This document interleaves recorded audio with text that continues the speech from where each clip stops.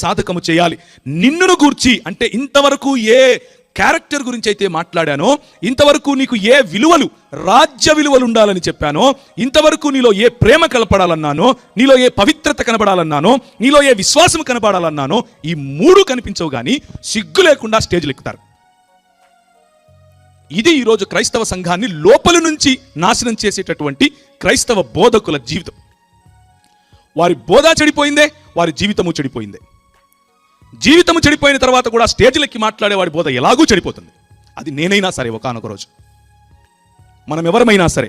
అందుకని దేవుని వాక్యం చెప్తుంది, నిన్నును గూర్చియు నీ బోధను గూర్చియు జాగ్రత్త కలిగి ఉండుము, వీటిలో నిలకడగా ఉండుము, నీవిలాగు చేసి నిన్నును నీ బోధ విను వారిని రక్షించుకుంటావు. ప్రియమైనటువంటి క్రైస్తవ సంఘమా, ఈరోజు రాత్రికాల సమయంలో క్రైస్తవ సంఘంలో ఉన్నటువంటి గలిబిలి, క్రైస్తవులకు బయట నుంచి వస్తున్నటువంటి దాడితో పాటు లోపల నుంచి వస్తున్నటువంటి దాడి మేక వన్య పులుల కారణంగా ఉంది. నేను క్రైస్తవుణ్ణే అని చెప్పుకునే బోధకుల కారణంగా ఉంది. ఒక ఆయన లైట్లు పెట్టుకుని పెద్ద పెద్ద కోట్లు వేసుకొని వస్తాడు, నూనె బుడ్డీలు అమ్ముతాడు. పెద్ద పెద్ద కోట్లు వేసుకొని వస్తాడు, సాపలు అమ్ముతాడు.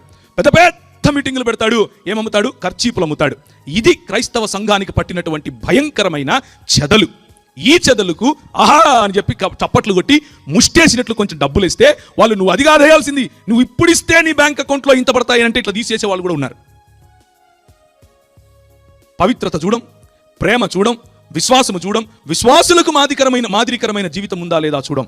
కానీ గొర్రెలు వెంటబడినట్లుగా క్రైస్తవ సంఘాన్ని నిర్వీర్యం చేసి వారి వెనక పడిపోతూ ఉన్నాం. ప్రియమైనటువంటి క్రైస్తవ సంఘమా, జాగ్రత్తగా ఆలోచించాలి.